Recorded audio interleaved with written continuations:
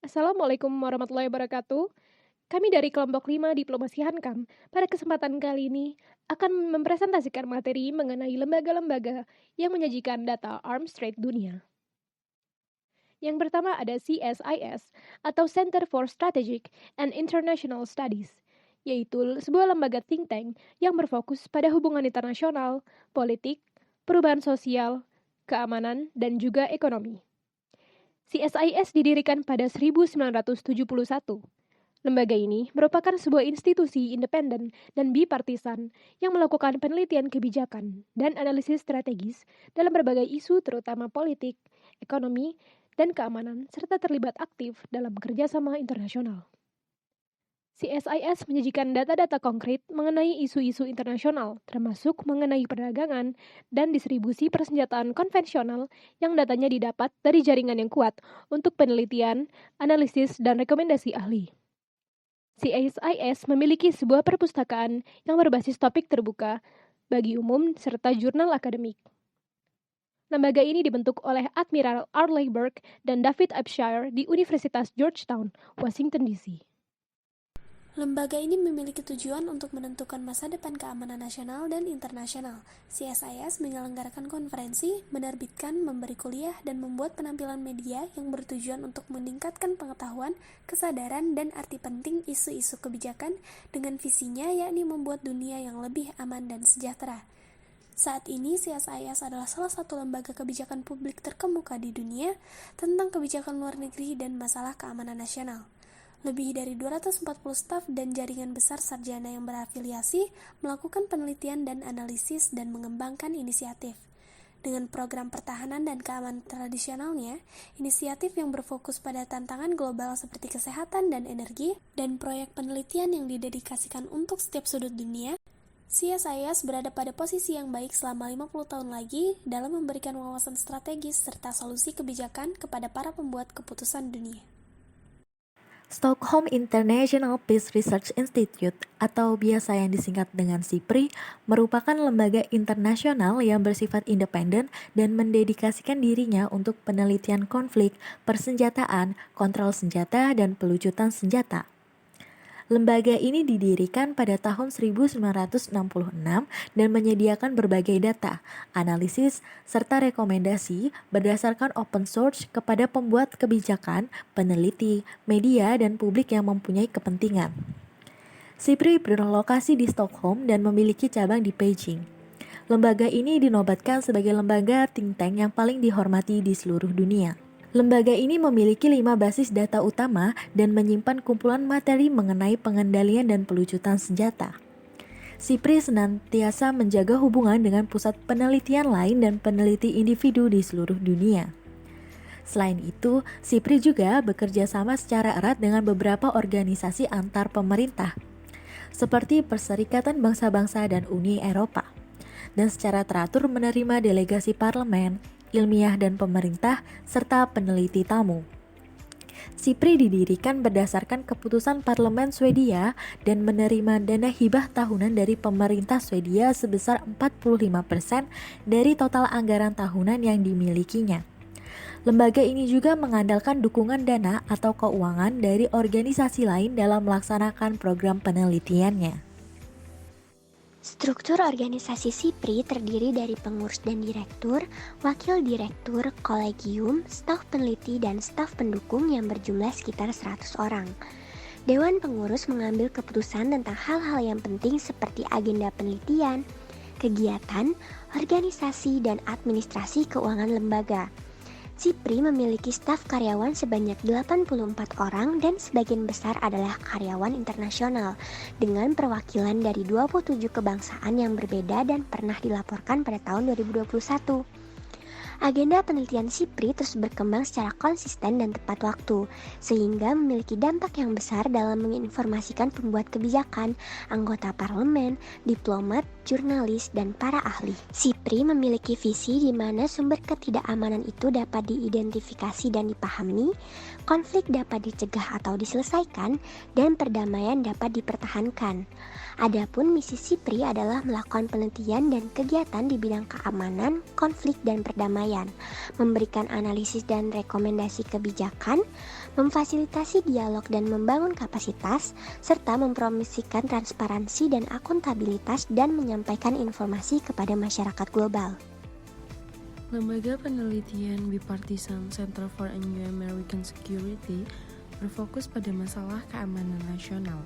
Tujuan utama CNAS adalah untuk menciptakan kebijakan militer dan keamanan yang kuat, realistis, dan berprinsip, dengan tujuan memajukan dan menjaga kepentingan bangsa. Kebijakan yang kuat, realistis, dan berprinsip untuk keamanan dan pertahanan nasional dikembangkan oleh CANS, sebuah organisasi non-profit yang independen, bipartisan. Untuk meningkatkan dan memengaruhi diskusi tentang keamanan nasional, CNAS memberikan penelitian, ide, dan analisis mutakhir kepada pembuat kebijakan, pakar, dan masyarakat umum. Center for a New American Security didirikan pada tahun 2007 oleh Dr. Kurt M. Campbell dan Michael A. Flournoy dan memiliki kantor pusat di Washington, D.C. Sejak kami membuka pintu kami, para pemimpin Republik dan Demokrat di Gedung Putih dan di Capitol Hill telah memperhatikan rekomendasi kami dan menerapkan banyak kebijakan yang telah dikembangkan. Pusat Analisis dan Strategi Angkatan Laut Center for a New American Security memenuhi syarat sebagai organisasi nirlaba. Center for a New American Security adalah tinta non-partisan yang menjalankan counter-editorial penuh atas semua ide, proyek, publikasi, acara, dan kegiatan penelitian lainnya. Hal ini didedikasikan untuk tingkat tertinggi organisasi, intelektual, dan integritas pribadi.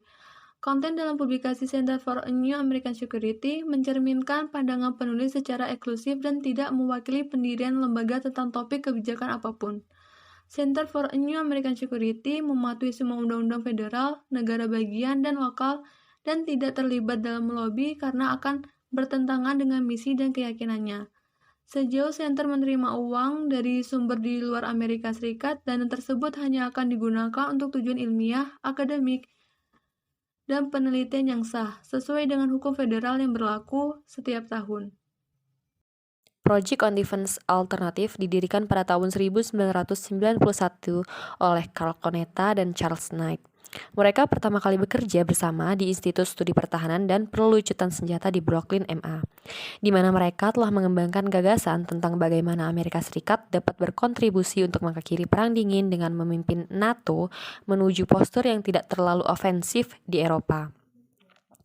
Setelah Perang Dingin berakhir, PDA mengalihkan perhatiannya untuk membantu mendefinisikan dunia yang tidak terlalu termiliterisasi, termasuk pekerjaan intensif di Eropa Timur dan di Afrika Selatan. PDA mengembangkan proposal rinci untuk Legium PBB yang akan menyediakan operasi perdamaian tanggapan cepat dari berbagai jenis. Menjelang akhir 1990-an, PDA lebih memperhatikan kebijakan militer Amerika Serikat, melakukan studi tentang tinjauan pertahanan 4 tahunan yang kemudian dilembagakan, perang di Balkan, dan apa yang disebut krisis kesiapan angkatan bersenjata AS. Setelah 1991, PDA memperingatkan bahaya dan strategi yang tidak dipahami dengan baik di balik perang Afghanistan dan Irak, memberikan studi krisis yang terperinci tentang operasi tersebut serta kompilasi sumber budaya yang luas untuk para sarjana dan jurnalis. Pada tahun 2009, PDA meningkatkan perhatian pada cara yang tidak disiplin di mana anggaran pertahanan telah tumbuh sejak tahun 1998 dan karakternya yang tidak berkelanjutan mengingat realitas fiskal baru. PDA memiliki peran utama dalam gugus tugas pertahanan berkelanjutan pada tahun 2010 yang juga berkontribusi pada studi lanjutan tahun 2019. Setelah laporan tersebut dirilis ke Kongres, ada keterlibatan intens dengan perdebatan nasional yang sedang berlangsung tentang komposisi masa depan pengeluaran keamanan nasional. Pada tahun 2017, PDA mulai intensif menggarap potensi perang kontra proliferasi di Korea yang dipimpin oleh Amerika Serikat.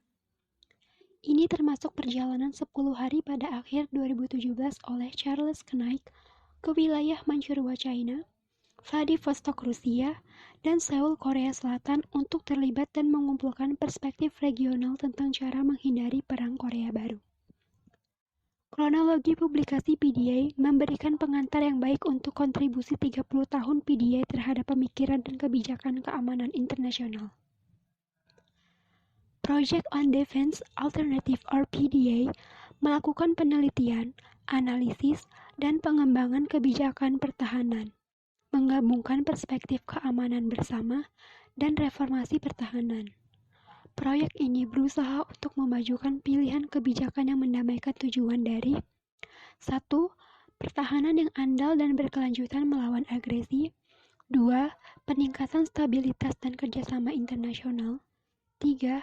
Pertahanan nasional yang kuat tanpa berkontribusi pada ketegangan antar negara bagian, ketidakstabilan krisis, atau perlombaan senjata. 4. Tingkat pengeluaran angkatan bersenjata dan militer yang lebih rendah di seluruh dunia, dan yang terakhir adalah pengurangan progresif penggunaan dan peran kekuatan dalam hubungan internasional. Arms Control Association merupakan organisasi keanggotaan non-partisan nasional yang dibentuk untuk mempromosikan pemahaman publik dan dukungan untuk kebijakan pengendalian senjata yang efektif yang didirikan sejak tahun 1971. ACA awalnya dibangun sebagai program dari Carnegie Endowment for International Peace, lalu menjadi organisasi non-partisan, non-pemerintah yang independen pada tahun 1972. Para pendirinya pun termasuk banyak mantan pejabat tinggi militer, pertahanan, dan diplomatik yang terlibat dalam tahun-tahun awal pengendalian non-proliferasi senjata nuklir dan kimia, yaitu diantaranya Direktur Pengawasan Senjata dan Badan Pelucutan Senjata William C. Foster, yang membantu menegosiasikan Limited Test Ban Treaty tahun 1963 dan Non-Proliferation Treaty tahun 1968, yang kemudian menjadi ketua Dewan Pertama ACA. Melalui pendidikan publik, program media, dan jurnal unggulan mereka yaitu Arms Control Today, mereka juga memberikan para pembuat kebijakan, pers, dan publik sejumlah informasi, analisis, dan komentar otoritatif tentang proposal pengendalian senjata, negosiasi, dan perjanjian, serta isu-isu terkait keamanan nasional. Pada tahun 1985, Arms Control Today dikembangkan dari yang semula berbentuk buletin menjadi format jurnal, yang kemudian dipuji oleh fisikawan Hans Eibach tahun berikutnya sebagai majalah terbaik di bidangnya. Pada tahun 1991, Arms Control Today menerima penghargaan Olive Branch untuk liputan keamanan internasional yang luar biasa untuk seri artikel tentang potensi teroris akuisisi bahan senjata nuklir di Uni Soviet. Pada tahun 2007, Arms Control Association mengembangkan proposal legislatif terperinci untuk strategi komprehensif guna memperkuat sistem non-proliferasi dan pelucutan senjata yang kemudian dianut oleh Barack Obama dan Chuck Hagel. Dewan dan staf Arms Control Association telah terlibat dengan pengambil keputusan dan berkolaborasi secara sukses dengan beragam organisasi dan para ahli untuk mewujudkan proposal praktik pengendalian senjata, non-proliferasi, dan pelucutan senjata menjadi suatu tindakan. Tujuan dari Arms Control Association itu sendiri ialah untuk mengurangi dan menghilangkan risiko yang ditimbulkan oleh senjata yang paling berbahaya di dunia. Arms Control Association bekerja untuk memberi informasi kepada publik dan pers tentang perkembangan pengendalian senjata yang dianggap melanggar. Selama lebih dari 5 dekade, Arms Control Association telah menjadi sumber informasi dan ide yang otoritatif untuk tantangan keamanan bagi para sarjana, reporter, diplomat, mahasiswa, dan aktivis. Arms Control Association telah membentuk perdebatan nasional dan internasional tentang senjata nuklir dan kontrol senjata dan berfungsi sebagai forum untuk solusi kreatif melalui jurnal bulanan yaitu Arms Control Today dan publikasi lainnya. International Institute for Strategic Studies yang disingkat IISS dibentuk untuk membantu pembuatan agenda strategis bagi pemerintahan suatu negara, media, bahkan pakar di seluruh dunia. IISS ini mendapat pendapatan dari menjual database dan publikasi, pekerjaan penelitian, konsultasi, sponsor perusahaan, dan bahkan dari sumbangan individu ataupun suatu yayasan swasta. IISS menghasilkan suatu data independen yang sangat relevan bersangkutan dengan kebijakan tentang konflik yang mempunyai dimensi militer yang sangat penting. IISS bergerak dengan cara mengumpulkan dan memvalidasi data tentang pertahanan di 171 negara di dunia. Basis data digital yang dikenal dengan Military Balance Plus memungkinkan suatu pengguna untuk dapat membuat suatu grafik suatu pertahanan negara yang ingin dicari dan menggunakan alat analisis yang canggih untuk dapat memahami tren pertahanan suatu negara. IISS mempunyai program penelitian tentang konflik, keamanan, dan pembangunan yang telah dikumpulkan dalam satu tempat informasi yang diperlukan untuk mempengaruhi stabilisasi konflik dan pasca konflik. IISS juga mengidentifikasi tentang pertanyaan-pertanyaan yang penting dan memberikan analisis yang jelas dan tepat yang berkaitan dengan isu-isu strategis. IISS juga mengevaluasi biaya otonomi strategis di wilayah Eropa, lintas ekonomi dan keamanan, konsekuensi bisnis dan politik dari adanya perluasan energi di wilayah Asia. Memberikan laporan tentang konflik yang terjadi antara Sudan dan Suriah, menilai pengaruh yang diberikan oleh Iran di seluruh wilayah Timur Tengah, serta memberikan kajian implikasi kebijakan luar negeri dari domestik berbagai negara di wilayah Asia Tenggara. IISS memberikan informasi perumusan kebijakan pemerintah dan IISS juga dapat membentuk debat publik, yaitu dengan cara mengumpulkan kepala negara, menteri pemerintahan suatu negara, dan pakar-pakar yang terkenal di dunia. IISS juga menyediakan suatu forum regional utama untuk memberikan pernyataan kebijakan publik tahunan, serta menyelenggarakan pertemuan antara pejabat pemerintah. IISS juga melibatkan para pemimpin bisnis dan ahli dalam strategi regional, dikarenakan mereka mempunyai peran utama dalam meningkatkan adanya transparansi strategis regional suatu negara. Sekian video presentasi dari kelompok kami. Wassalamualaikum warahmatullahi wabarakatuh.